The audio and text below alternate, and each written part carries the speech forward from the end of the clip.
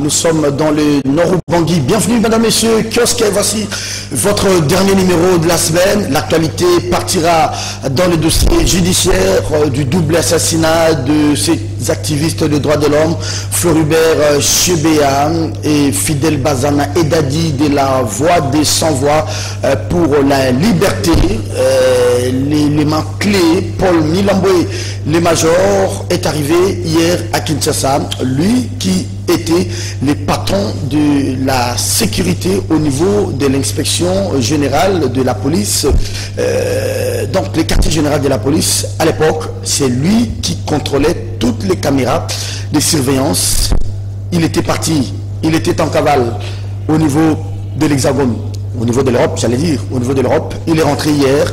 Certainement que ça sera un grand rebondissement dans cette affaire de l'assassinat de Floribert Chebeya, déjà depuis Bruxelles, je crois, où il séjournait. Paul Milambwe accusait le général John Numbi d'être le commanditaire de ce double meurtre en complicité avec un certain major Christian Kenga. Paul Milambwe le disait en faveur de plusieurs interviews qu'il avait accordées à des médias internationaux. Lui d'ailleurs qui se disait prêt à venir comparaître ou soit aller devant des tribunaux, par exemple sénégalais, qui avaient des compétences internationales sur la question pour pouvoir s'exprimer. Paul Milambwe qui a été arrêté, mais malheureusement il n'a pas été lors de la commission de faits. En 2010, amené devant la cour. Il y a eu à l'époque certains dirigeants de la police qui avaient organisé son exfiltration, et aujourd'hui il rentre au pays. Il est arrivé hier. Quelles conséquences, quel rebondissement? On en parle tout à l'heure. Les ADF sous l'effet de l'armée congolaise et des troupes amies de l'Ouganda, en tout cas les premiers pilonnages ont eu lieu. Les bilans jusque-là, on ne les communique pas assez, mais on parle déjà d'une victoire. Les parlements congolais s'invitent dans les débats. Modeste Batilukwebo pour le Sénat, tout comme Mbosoko Diamponga pour l'Assemblée nationale.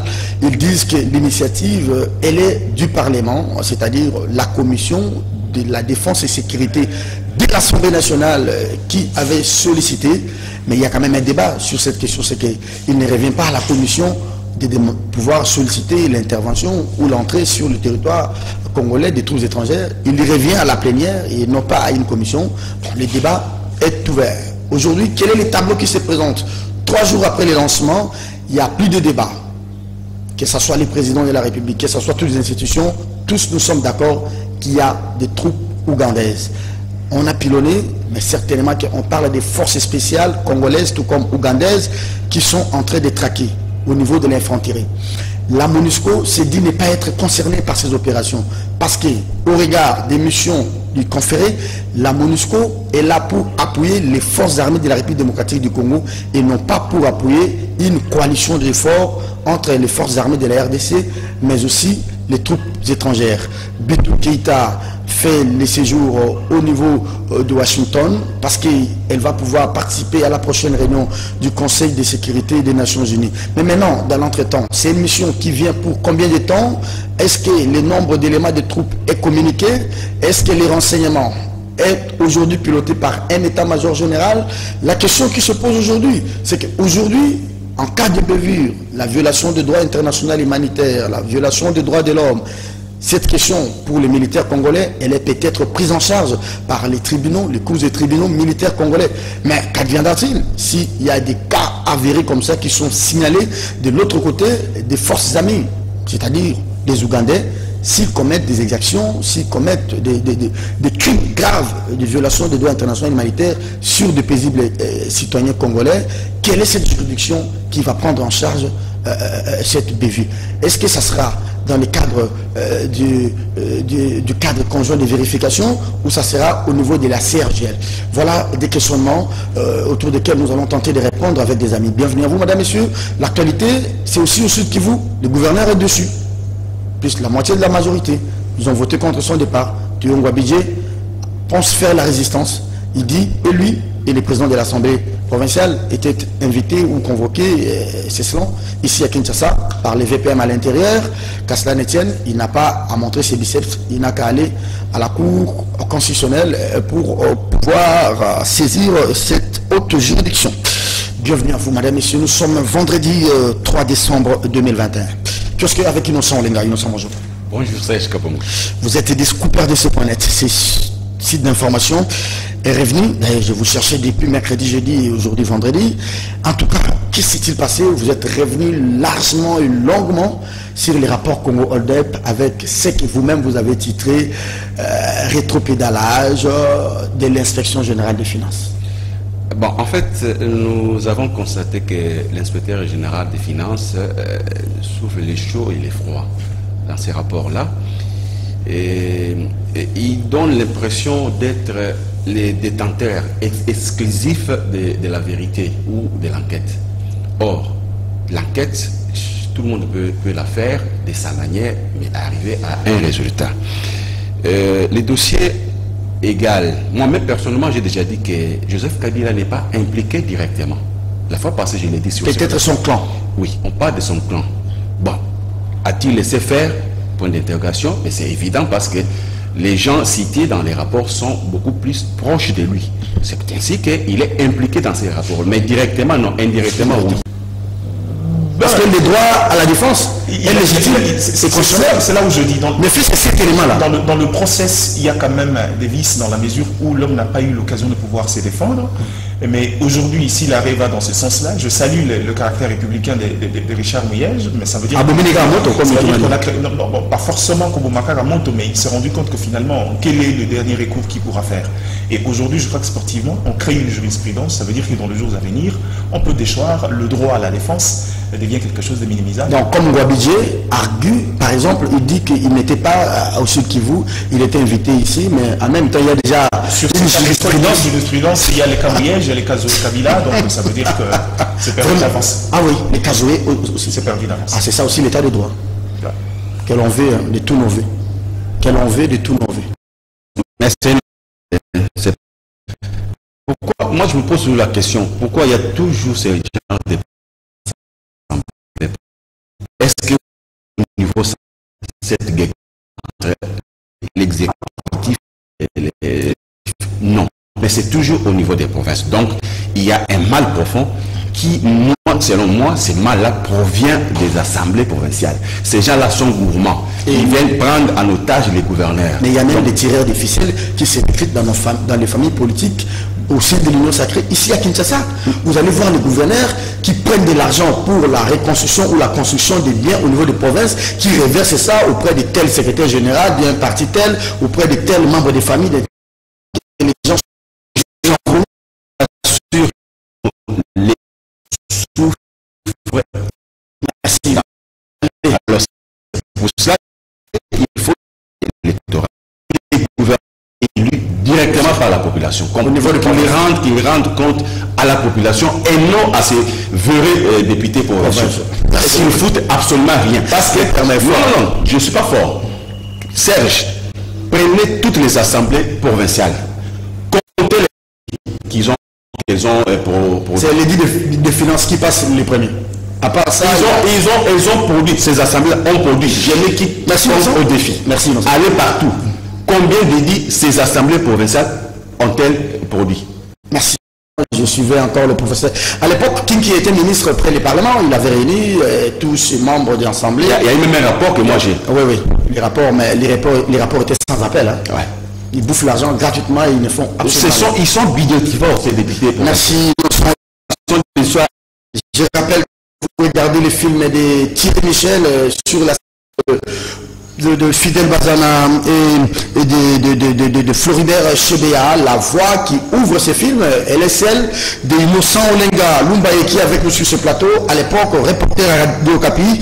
Innocent Olenga, je rappelle peut-être un article, un commentaire historique, mais avec un fait nouveau qui arrive. Paul Milambo, vous le connaissez, ce nom vous dit quelque chose? Oui, ça me dit beaucoup de choses. Vous savez que je suis très fier, fier négativement, positivement. Je suis très fier parce que c'est moi qui ai annoncé les sénats de Tchébéa. Oui. La première personne à annoncer, c'est moi. Oui. Et c'est moi qui ai mené les enquêtes les jours des... Comme Louis Michel annonçait la mort du musée. Justement, parce que moi, j'ai commencé l'enquête à 8h30 pour donner de l'information à 13h30. Parce que tout ce temps-là, je ne faisais que réunir les éléments pour savoir où était-il exactement. Et vous vous rappelez même dans mon livre, c'est tout un chapitre. Oui. L'assassinat, dossier assassinat Floribert Thiébien. Quiconque veut savoir la vérité. Mon livre. Donc, je suis très content de ces dossiers-là parce que c'est moi qui l'ai traité du début jusqu'à presque à la fin. Et je vous disais sur ce plateau autrefois là, qu'il y a un sang amer. Makila bololo. Sinon on dit datoko. Donc vous mélangoté. Exactement bololo que vous mélangoté. Vous voyez que le sang amer a rassemblé tous les tueurs, tous les assassins. Bon, ils étaient dispersés par tout le monde. Mais voilà, petit à petit, ils sont tous à Kinshasa. Je te dis bien, ils sont tous à Kinshasa. 10 ans, 11 ans plus tard. Oui, en dehors du commanditaire. Mais je pense qu'il viendra aussi ici. Parce que c'est ta mère. Alors, qu'est-ce que de Paul Milamboué vient donner à ce procès qui a été clôturé, réouvert? Là, depuis le Sénégal, il vous disait qu'il détient les témoignages et qu'il voulait venir. À l'époque, avec les régimes qui étaient en place, soupçonnés aussi dans cet assassinat, de l'un ou de près, je ne sais pas, mais les gars tenaient toujours à témoigner, à comparaître, parce qu'ils se sentaient innocents dans cette histoire-là, mais il avait... Innocent comme votre prénom. Bon, comme mon prénom, mais il détenait beaucoup d'éléments, beaucoup de secrets dans cet assassinat. Donc, Tchébéa, quoi qu'on vous raconte ce qu'on veut, il a été tué au sang dans la concession de la police nationale congolaise. Et la vérité, elle est en train de s'éclater. Ça peut s'apparenter à un crime d'État, comme Michel l'a dit. Bon, crime d'État, moi je ne vais pas entrer dans ces dossiers-là. Vous voyez les meneurs du groupe, les fameux chrétiens... Christian Ngoy, ouais. Kenga. Il dit, il ne veut pas parler. On dit, oui, c'est votre droit. Ne parlez pas, mais vous êtes... Quand la sentence arrivera, il sera condamné. Il sera condamné. Ils ont fui, ils sont partis partout, ils pensaient que c'était un petit monsieur, et nous sommes habitués à le faire. Mais il y a certaines personnes,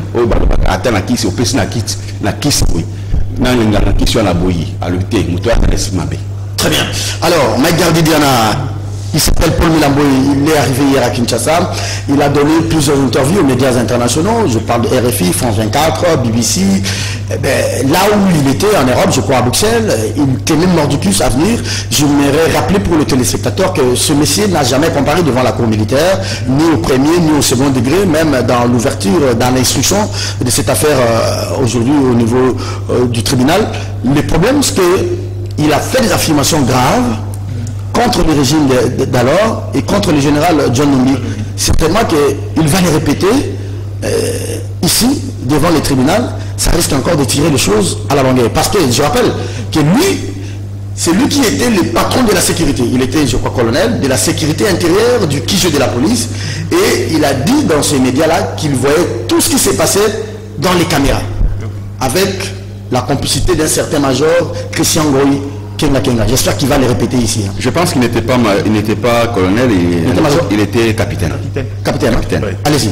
Je crois que en vérité, c'est toujours plus pertinent de pouvoir avoir la déposition de Paul Milamboué en personne devant l'audience, mais en réalité, les différents éléments qui ont concouru justement à l'instruction, à l'ouverture et à la conclusion de cette affaire au premier et maintenant au second degré, je crois que la plupart des éléments se sont reposés sur les témoignages et les affirmations de Paul Milamboué. Et aujourd'hui, je pense, j'ose croire que peut-être sa présence physique va apporter beaucoup de choses. Mais même si je reste sceptique dans le sens, je dis, je ne vois pas quelque chose d'assez nouvelle que Paul Milamboué pourra ajouter qu'il ne nous a pas dit. Je crois qu'il a eu dans les différents podcasts, il a eu à dire, à expliquer même les déroulés de cette scène-là. Maintenant, je crois que c'est toujours important, c'est comme je l'ai dit, que de les confirmer devant le magistrat. C'est un apport non négligeable. Maintenant, moi je m'interroge sur la possibilité de pouvoir orienter les dossiers, parce qu'il vous êtes sans ignorer que ce dossier a déjà été conclu une fois sans que cela ne plaise à la partie civile, notamment aux observateurs de la scène politique congolaise. Maintenant, la question c'est que quelle est l'orientation qu'on pourra prendre aujourd'hui? Parce que la plupart de rapports, la plupart de témoignages citent John Numbi nommément. Maintenant, Paul Mulambwe arrive, finalement ça sera pour confirmer. Mais cette fois-là, je crois qu'en tant que témoin oculaire, il pourra peut-être apporter des éléments de plus qui pourront permettre à la justice de pouvoir établir les ramifications. Mais la question encore, c'est que, est-ce qu'aujourd'hui John Numbi est trouvable sur le sol? C'est ça aussi. La question reste. À l'époque, il a comparé comme renseignant. Hein? Comme renseignant. Aujourd'hui, je suis sûr qu'avec ce changement de paradigme, avec cette mutation du pouvoir qui a été effectuée, aujourd'hui, peut-être il devrait y comparaître différemment, pas en tant que renseignant, cette fois-là, comme étant peut-être accusé ou encore présumé coupable. Mais la question, c'est que sommes-nous en mesure de pouvoir le retrouver actuellement pour que finalement, la meilleure façon de conclure cette affaire, c'est également, après le témoignage vivant de Paul Mulambwe, de pouvoir entendre John Numbi cette fois-là, non pas comme renseignant, mais en tant qu'accusé. Le plus important, nous avons sollicité la parole, mais j'ai deux questions à soulever avant que nous puissions prendre les ADF. Vous allez garder la question parce qu'il nous en sollicite la parole. C'était dans quel intérêt pour cela, selon lui-même Christian Kenga qui a dit que moi, on m'a pris, Paul Mulambwe, il a dit, c'est la question que je voulais poser. Moi, on m'a pris, on ne m'a pas amené devant la cour, mais on m'a amené à la résidence privée du général John Numbi. Et c'est un militaire, un policier qui est venu nous dire la nuit qu'on va vous tuer. Et moi, comme un bon militaire, il a été, je crois, formé en Égypte. Et j'ai escaladé le mur et il s'est enfui. C'était dans quel intérêt de pouvoir, au lieu, je ne sais pas, le général Mokuto aussi, malheureusement, il est mort, c'est lui qui était l'auditeur. Au lieu d'amener ce monsieur-là devant le parquet militaire, on a voulu l'exfiltrer pour le garder. C'était dans quel intérêt? Mais c'est ça même l'intérêt même de ce procès, la présence de Paul. C'est parce qu'il va nous expliquer tout ça. Ils finissent l'opération. Toi, tu étais en train de surveiller les caméras, oui. Tu devais venir faire ta déposition. Qu'est-ce que tu avais vu dans les caméras?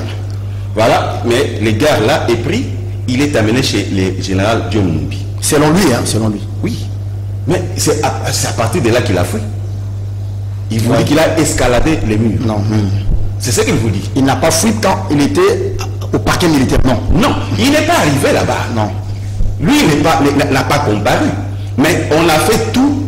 Peut-être on voulait l'éliminer physiquement, sachant que les coups venaient vers lui.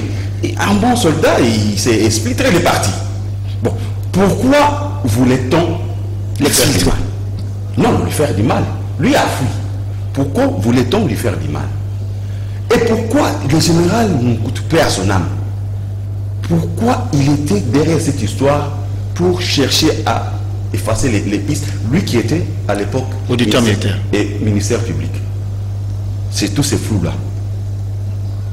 Tous ces flous-là. Alors, ça c'est des questionnements. Je vais terminer ce dossier avec cette observation. Mike Gardy, le plus important, selon moi, c'est pas que l'on mette la main sur John Numbi ou que l'on mette la main sur Christian Kenga. Moi, je pense que le plus important pour la veuve Bazana et la veuve Chebea et pour notre mémoire collective, nous Congolais, c'est que John Numbi ou soit Christian Kenga ou les autres là nous disent pourquoi ils ont tué Chebea. Chebea était en possession de quel dossier qu'il voulait à tout prix effacer. Et ces dossiers dont disposait Chebea incriminaient qui? Moi, je pense que c'est ça le plus important et la République pourra faire son deuil. Je crois que avec ce questionnement, je pense même que c'est le sens du droit. Oui. Au-delà de pouvoir punir, il faut également corriger l'erreur. Aujourd'hui, c'est vrai, on ne peut pas remettre Chebea et Bazana en vie. Mais la question, c'est de savoir le pourquoi, le mobile de cet acte-là. Ici, jamais ces gens-là sont reconnus définitivement coupables, qu'ils disent pourquoi. Et peut-être que ça ne serait que la pointe de l'iceberg qui pourra ouvrir encore une affaire beaucoup plus complexe. Donc à ce stade ici, je crois que est-ce qu'on est dans une approche très limitée de pouvoir faire seulement justice sur l'infraction de meurtre commis sur Bazana et Chebea. Mais est-ce que la question, c'est aussi de savoir pourquoi, quelles sont les raisons qui ont conduit à cette affaire? C'est une une autre affaire, et je crois que c'est une question tellement pertinente que malheureusement seule la justice pourra nous permettre d'avoir autant de lumière si jamais nous en arrivons là. Merci beaucoup. Je place un petit mot. Ça, on va prendre le deuxième thème. Juste brièvement, je place un petit mot parce que vous avez demandé quel dossier Tchébé a détenu qu'on sort. Dans nos petites enquêtes aussi, on nous a fait savoir que Tchébé avait 2 dossiers. Bon, est-ce que c'est le président Kabila qui était derrière ou pas? Mais il y a des gens aussi zélés qui peuvent faire des choses et les faire sans être mandatés et faire porter les chapeaux à quelqu'un d'autre. À la hiérarchie. À la hiérarchie. C'est le propre. C'est tout ce que nous demandons même à Gentini Gobela, d'éviter des choses qui risquent de tomber sous la responsabilité de Tshisekedi. Donc Tshisekedi n'a pas demandé ça, mais vous le faites, mais ça tombe sur lui. Alors, le premier dossier que Tchébé avait, c'est le dossier Bundu Diakongo. La répression. La répression du bataillon Simba. À l'époque, Denis Kaloumé était ministre de l'Intérieur. Oui, dirigé par John Lumumba lui-même. Des mains de fer. C'est lui qui dirigeait les bataillons Simba, qui était cruel. Parce que quand on vous envoie ces gens-là, donc pour eux, il n'y a que la mort. Mais c'est les Jacques Mugabo et tout. Donc ce sont des tueurs à gages, ces gens-là. Tchébé avait ces dossiers-là. Le deuxième dossier, c'était le dossier d'Aimé Kabila. Celle qui a été donnée comme sœur de Joseph Kabila. Qui a été tuée à Mandafula. Oui.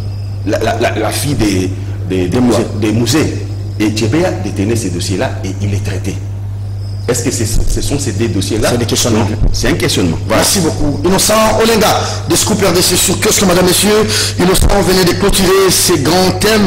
Il a d'ailleurs commencé et malheureusement, il a clôturé, je pense, ça allait être un crime de lèse-majesté. Gardi Diana, on va aller à l'est du pays. C'est dans les monts Rosary maintenant que les opérations se poursuivent. Hein. On parle de forces spéciales. En tout cas, l'entrée en scène de ces militaires, manœuvres militaires. On a pilonné les positions des ADF. On ne peut peut-être pas parler à 3 jours, simplement parler du bilan. Mais c'était, excusez-moi si la question elle est directe ou elle n'est pas directe, est-ce que c'était nécessaire que les troupes étrangères, je parle des troupes ougandaises, viennent finalement entrer en scène? Si vous voulez mon point de vue, la nécessité, je ne pense pas que ce soit à moi de pouvoir le déterminer. Il y a des gens qui sont, c'est vrai, on est tous congolais, mais il y a des gens qui sont beaucoup plus concernés que nous. Ce sont les autochtones, dont la représentation nationale a émis nettement le vœu de pouvoir ouvrir la brèche aux autres forces étrangères, notamment les pays frontaliers, pour pouvoir arriver au bout. Ça, c'est une recommandation des députés. Mais la question... Pas de la plénière. Pas de la plénière. Voilà. Les caucus. Quelle est la nuance entre les recommandations de caucus des députés et la plénière? Quelle est la nuance à ce niveau? La nuance... Je crois qu'à ce stade ici, puisqu'on parle des recommandations, oui. Quand on veut évoquer la plénière, ça veut dire qu'on doit évoquer une procédure qui doit aboutir à un acte ayant force de loi. Voilà. Or, quand on parle du caucus, c'est les autochtones qui émettent un avis. C'est un informel. Technicien, voilà. En tant que, comment dirais-je, renseignant, en tant que connaisseur de l'affaire. Voilà. Donc à ce stade-là, je crois que c'est ce niveau-là. Maintenant, le grand débat actuellement est un débat juridique. La question c'est que, est-ce qu'obligatoirement, on doit passer par la plénière pour autoriser l'entrée en vigueur ou la mutualisation de forces pour combattre à l'Est? Cette question-là, je ne sais pas répondre directement. Parce que j'ai bien suivi avec attention mon Amputu, qui s'est exprimé. J'ai fait comme lui pour chercher, je n'ai trouvé aucune disposition. J'espère qu'on pourra les trouver parce que je continue à chercher. Cependant, je me suis posé la question, je dis, si ce n'est pas le cas, sur base de quoi a-t-on jugé Vital Kamerhe autrefois? L'information. On parle de l'information. Il faut informer. Et, oui, c'est là où je dis l'information, mais qui informe? C'est le chef de l'État qui informe. Justement. La question c'est que, est-ce qu'en tant que président de l'Assemblée nationale, devrait-il mettre à la place publique l'incohérence ou encore l'absence de communion avec les dysfonctionnements institutionnels? Est-ce que c'est à ce niveau-là, c'est peut-être une faute professionnelle? Je ne sais pas. Mais dans le fond, je me suis posé autant de questions. Actuellement, pour rester dans le sujet, Serge Kabongo, le cri des gens de l'Est, si cette opération permettra à installer la paix et la sécurité, je ne vois pas pourquoi on dirait non. Cependant, j'ai toujours dit, il y a une dimension sociologique dans cette approche, que ça soit militaire, que ça soit diplomatique. Parce que faut tenir compte du ressentiment et du danger que peut courir la population. Est-ce qu'aujourd'hui l'État congolais, la population congolaise est en droit? Parce que cette guerre-là, même les positions des ADEF, il y a une dimension de proximité que les forces doivent établir avec la population qui vit au quotidien avec ces gens-là. Est-ce que cette population est à même de pouvoir renseigner cette force conjointe sur les positions des ADEF, ou c'est sur base du data de l'État qui sont en train de le faire? Ça veut dire qu'on restera dans le cosmétique. Les ADEF et les autres ont également des bastions secrètes que seul le proche, c'est-à-dire dans cette approche sociologique, dans cette proximité-là, on peut se permettre d'avoir des renseignements. Mike, est-ce que dans l'approchement avec l'Ouganda, on met la population dans la posture d'être à l'aise et de renseigner, d'accompagner cette population? Vous abordez même l'autre aspect de la question. Oui. Est-ce que les UPDF viennent comme on dit, en droit de poursuite contre un ennemi qui a frappé chez eux, ou bien ils viennent parce que c'est nous qui les invitons pour venir nous aider? J'ai comme l'impression, je ne le crois même pas, même si ça vient de moi, je ne crois pas à cette thèse, c'est que l'Ouganda, Kampala, a créé, aurait même, bon c'est cynique de penser ainsi, j'ai dit que je me répète que je ne crois pas à ça, Kampala a créé des conditions pour que ces éléments traversent et viennent. Quand on vous dit par exemple, le chef de l'armée ougandaise vous dit que nous allons rester sur le sol congolais jusqu'à anéantir les tout derniers éléments ADF. Alors, on ne dit pas le nombre de troupes, ils sont combien? On ne dit pas la durée des opérations, c'est resté secret comme ça. C'est nous qui contrôlons ou bien c'est les Ougandais qui contrôlent? Malheureusement, dans ces genres d'opérations, le pays hôte, le fait qu'on est sur le sol congolais, pour des raisons de souveraineté, c'est le commandement militaire congolais qui doit nécessairement mener les opérations. Un état-major conjoint? Conjoint. Mais avec une certaine, comment dirais-je, suprématie de la partie qui reçoit l'autre. L'armée autochtone. Oui. Mais en réalité, ici, sur les questions pertinentes que vous venez de poser, même moi, je n'ai pas de réponse. À combien on estime le nombre des éléments, à combien la durée, mais implicitement, j'ai l'impression que... On ne veut pas communiquer sur le nombre. Implicitement, je crois qu'on est dans l'opération, c'est-à-dire, comment dirais-je, ça passe ou ça casse. Mais quand tout est secret, ça crée un sentiment du scepticisme dans les chefs des populations. C'est là où je Parce que si ces gens-là viennent, ils découvrent du miel, on doit quand même nous dire ils sont venus pour 2 mois. Mais est-ce qu'il faut les dire ouvertement pendant que l'ennemi sait que bon, on peut se cacher pendant 2 mois, leur opération prendra fin? C'est là où je reviens sur mon approche. Oui. La question c'est que, actuellement, nous connaissons tous la malice. Nous connaissons tous, ce n'est pas une première fois que l'armée ougandaise nous fasse le coup pour pouvoir engager d'autres perspectives au-delà de ce qu'on nous a annoncé officiellement. C'est ça même l'élément qui crée de la méfiance. Aujourd'hui, aucun Congolais ne pourra accepter cette force conjointe. Ça, il faut qu'on se le dise en face. Mais maintenant, la question est-ce que l'État a mis la population congolaise dans les conditions pour accepter cette approche qui apporte Innocent, peut-être des résultats? Je ne vous pose pas la question. Je vous laisse faire votre exposé et je vais vous relancer avec des questions. Je vous ai senti un peu embarrassé. Oui. Vous-même embarrassé parce que vous posez des questions, vous apportez des réponses vous-même. Quand vous dites, je ne comprends pas moi-même. Vous dites par exemple, bon, faut-il donner la durée? Mais ces gens-là vont se cacher. Donc voilà, donnez déjà la réponse. Oui. Serge, il y a des questions militaires qui nécessitent des réponses militaires. J'ai parcouru Twitter, les réseaux sociaux, j'étais un peu pas choqué, mais tu sais, quand on veut être expert en tout, on devient expert en rien. Oui. Donc, il ne faut pas vouloir être expert en tout, dans tous les domaines. Là, vous allez sortir un expert en rien. Et lorsque vous êtes expert en rien, vous êtes près d'un niveau. Ça, c'est dans les réseaux sociaux. Hein. Vous êtes près d'un niveau. C'est maintenant la tendance. La nuancologie. On veut, mais sur les questions militaires, vous voulez que les militaires viennent vous répondre. Qu'est-ce qu'on dit de l'armée? La grande muette. Alors, vous voulez qu'elle vienne vous dire quoi? Donc même ce que le général Kassova dit là, il y a même un petit exercice qui est en train de se faire. Parce qu'il communique. Est-ce que c'est la première fois que l'armée ougandaise entre chez nous? Non, je l'ai dit. On parle encore des LRA. Non. Avec Joseph Kony. Est-ce qu'on parle des LRA? Non. Mais il y a une mutualisation des forces. La force centrafricaine, ougandaise et la force congolaise. Les résultats sont là, non? L'Allemagne à tous les pays européens. L'Allemagne, il est très sadique. Et c'est pour autant que tous les pays qui entourent l'Allemagne ne veulent pas des Allemands. Avec les Allemands. Pourquoi on ne peut pas avancer dans les relations? On peut se... Demain ou aujourd'hui, on devient amis et on continue. On trace d'autres échelles. Non, parce que vous restez dans ces carcans-là. Vous restez là.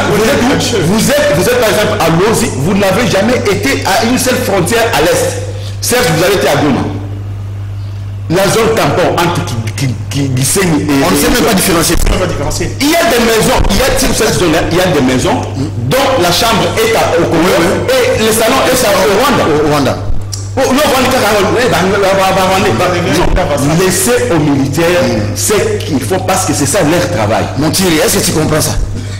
C'est compliqué. Alors, Innocent, il y a un autre tableau. C'est qu'aujourd'hui, la donne a changé. C'est que les renseignements qui doivent maintenant sous-tendre ces opérations conjointes devraient aussi changer. Mais comment vous jugez maintenant l'attitude de la MONUSCO? La MONUSCO vous dit, c'est comme on dit, la MONUSCO joue un peu au Ponce Pilate. Elle a honte tout simplement. Oh, elle a honte? Oh, vous avez des termes forts comme ça. C'est pour tout le monde. Ça fait combien de temps que la MONUSCO est au Congo? Est-ce qu'il y a, même notre armée est équipée comme la MONUSCO? La MONUSCO vous dit que non, elle accompagne les FARDC. Mais elle est aussi venue combattre les forces négatives. Les ADF font partie des forces très négatives. Avec les chapitres 7. Parce que là c'est quoi? C'est le terrorisme. Ça va même au-delà de nos petits miliciens. Qui eux les font pour Zala, mais les ADF, ça c'est du terrorisme. Et face au terrorisme, vous vous dites non, nous on a combattu. Vous faites quoi? Pliez les bagages, partez. Pliez les bagages, partez. Alors, on a fini avec les ADF, je ne sais pas moi, dans combien de temps, dans combien de périodes. J'ai appris, Mosso et comme Abahati l'ont dit, que l'initiative était du Parlement.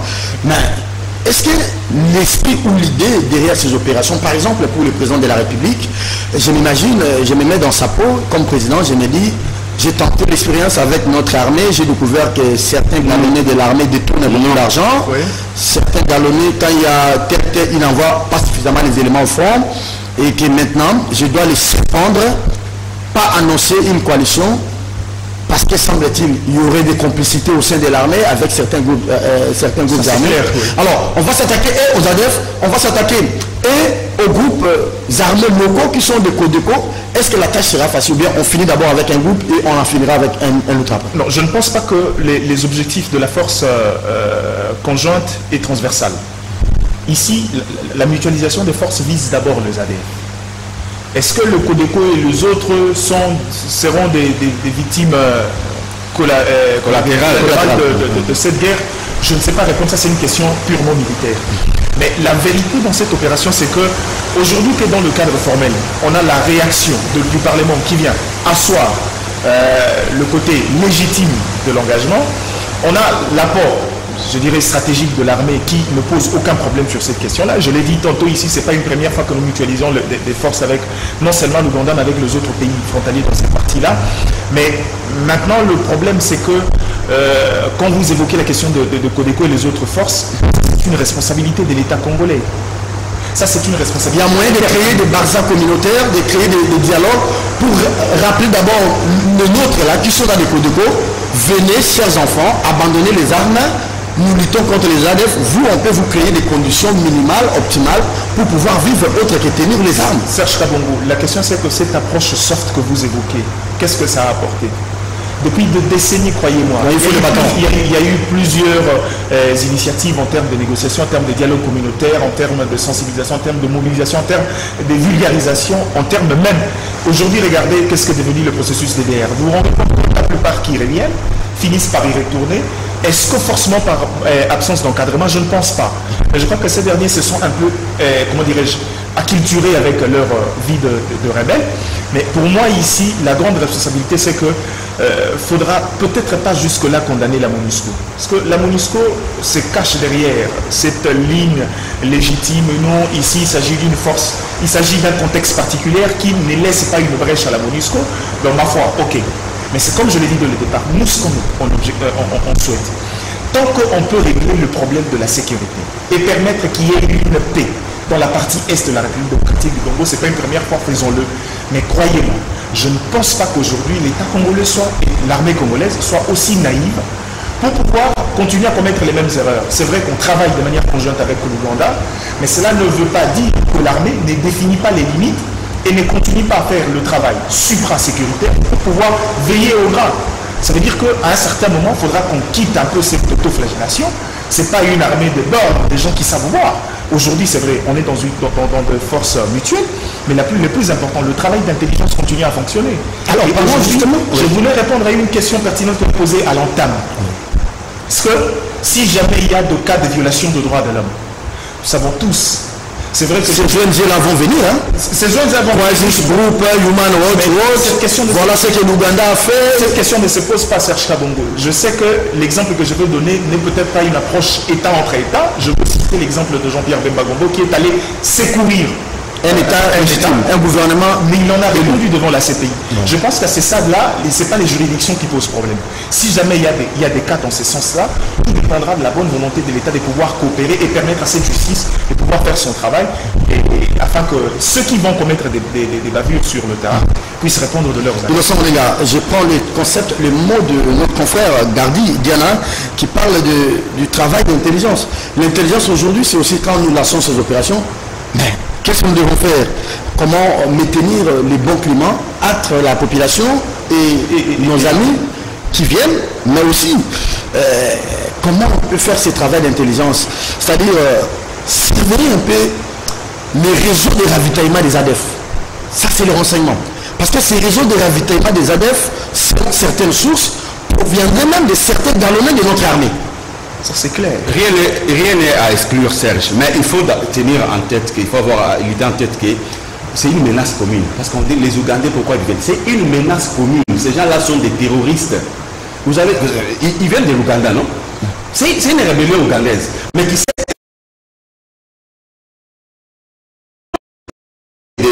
des visées terroristes ici qui sont au Cameroun et au Niger, comme ces pays-là ont mutualisé aussi la force pour essayer d'anéantir ces forces négatives. Et c'est la même chose. Donc nous devons savoir que nous avons une menace commune qui s'appelle ADF. Et des deux, ces gens-là sont circonscrits. C'est dans une zone. Ils étaient à Béni, non? Ils opèrent plus dans Béniville. Est-ce qu'ils sont encore dans Béniville? Ils se sont retranchés, ils sont dans les parcs de Virunga. Donc là, ce sont des populations isolées où ils viennent opérer passer. Donc, c'est bien circonscrit. Là, il n'y aura pas violation des droits de l'homme parce que ce sont déjà bien ciblés avec des drogues. Donc, on est en train de pilonner leur bivac. Est-ce que vous partagez ces inquiétudes de téléspectateurs qui disent, par exemple, qu'il ne faudrait pas que cette coalition retombe dans ce que l'armée rwandaise et l'armée congolaise ont fait à l'époque, c'est-à-dire au lieu d'en finir avec les FDLR, ils ont repoussé les FDLR loin des frontières rwandaises et congolaises. Les FDLR ne constituant plus un danger pour le Rwanda, ils constituent plutôt des dangers pour les populations congolaises. N'est-ce pas qu'il faudrait craindre que, en pilonnant les positions des ADF, que les ADF aillent encore davantage dans la forêt et causent des problèmes aux paisibles populations? On dit toujours qu'il n'y a pas de mauvaises troupes, il n'y a que des mauvais chefs. Ça, c'est un langage militaire connu de tout le monde. Ouais. Dans les temps passés, quand nos militaires faisaient des exploits, rappelez-vous des exploits de Boudjamabé, des exploits de qui lors de de Kinshasa, on vous dit arrêtez. On a déjà pris l'ennemi en tenaille, on vous dit non, débouchez, ouvrez le couloir. Bon, ça c'était passé. Moi je ne vois pas ça se faire avec Fachi. Merci beaucoup. Merci. La décision a été prise d'une manière surprenante peut-être. Hein. Est-ce que le souci pour Félix Tshisekedi, il arrive à 2 ans des élections, une année pratiquement, il doit avoir un bilan. Là, il réagit en homme d'État ou en homme politique parce que... Vous savez, parfois on peut prendre des décisions impopulaires, mais c'est les résultats qui comptent. Surtout quand on est dans l'approche politique. Le Congo aujourd'hui a besoin des décisions que la population semblerait ne peut-être pas comprendre. C'est la fin qui va justifier. La finalité va justifier le moyen. Et s'il faut aller de ce côté-là, la plupart qui contestons ici, nous ne connaissons pas très bien la réalité de l'Est. Si eux-mêmes, les députés, les autorités, se permettent, eux qui ont subi les affres, de demander que ces forces-là viennent en appui de forces armées, ça veut dire que pourquoi nous on ne peut pas se surpasser nous aussi? Ça veut dire que le plus important aujourd'hui, on a marre de cette situation-là. Il faut qu'on trouve vite. C'est pourquoi je te disais, on est dans une dynamique de ça passe ou ça casse. On est dans l'état de siège, dans les stratégies militaires. Je crois que c'est le dernier rempart qu'on pouvait prendre. Maintenant, il faut que cet état de siège réussisse. S'il faut passer par le moyen. C'est pas un aveu d'échec pour l'état de siège. Ça ne doit pas être un aveu d'échec. Un aveu d'échec, vous voulez dire tout simplement que les forces négatives sont devant l'armée recule. Ces gens-là n'ont jamais attaqué l'armée. Ils n'ont jamais pris les armes en regardant l'armée en face. Merci beaucoup, madame, monsieur. L'émission d'aujourd'hui est terminée. Monthierry, il y a des messages? Je ne sais pas c'est quoi les messages, je vais prendre ça puisque nous sommes en direct, mais je ne lis pas en direct parce que c'est interdit, je lis moi-même, je comprends, mais dans l'entretemps, comme je suis un peu intellectuel, je relance l'invité, le temps pour moi de lire les textos. Alors, certains députés n'ont qu'à avoir leur mal en patience, même si la question n'a pas été discutée en plénière. C'est des questions stratégiques. Allez-y, le temps pour moi de lire. Il n'y a pas de disposition qui dit qu'il faut aller en plénière. On vous dit tout simplement, les chefs de l'État informent les bureaux de l'Assemblée nationale. Un point très bas. Et les bureaux viennent de reconnaître d'avoir été d'ailleurs. Informer les bureaux, c'est-à-dire aller en plénière. Alors, où les députés ne savent pas lire aussi. C'est ça le grand problème. Ils doivent se contenter de l'air qu'à 14 000 $, 15 000 $ par mois. S'ils ne savent pas lire leur propre texte, ils vont lire ça. Voilà, mais là, je viens d'entrer en contact avec ces téléspectateurs qui nous écrivent. Bonjour, monsieur Serge. Ça, je peux lire, hein, mais s'il y a des choses encore très dangereuses, j'allais élaguer, faire les ciseaux. Bonjour, monsieur Serge. Je suis officier supérieur, FARDC à la retraite. Bonjour, cher officier. La question que je pose sous anonymat est celle-ci.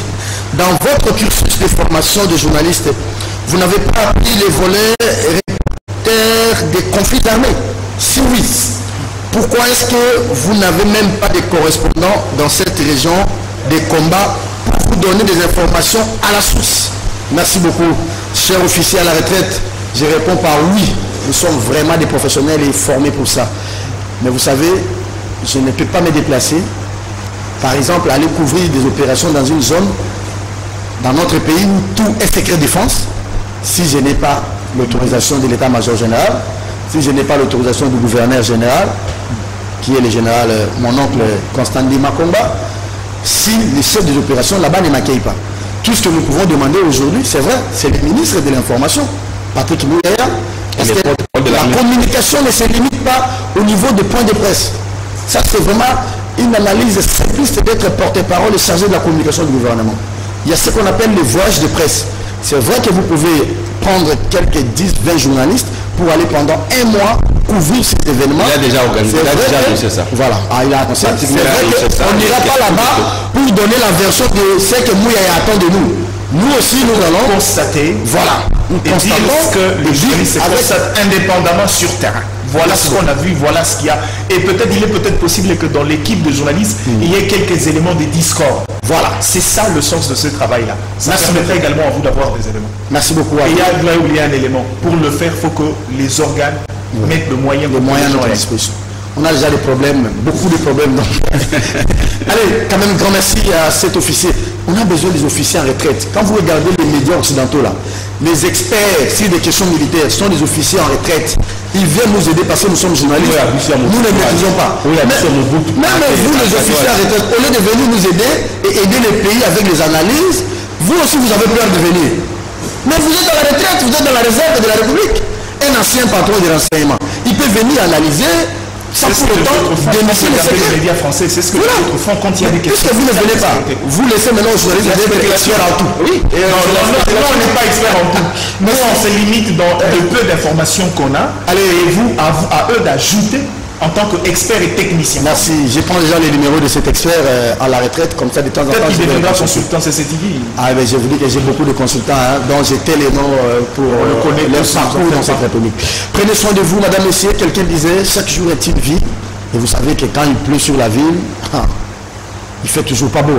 Bon week-end et bonne évasion sur les antennes des canals. Rendez-vous kiosque lundi, 9h30.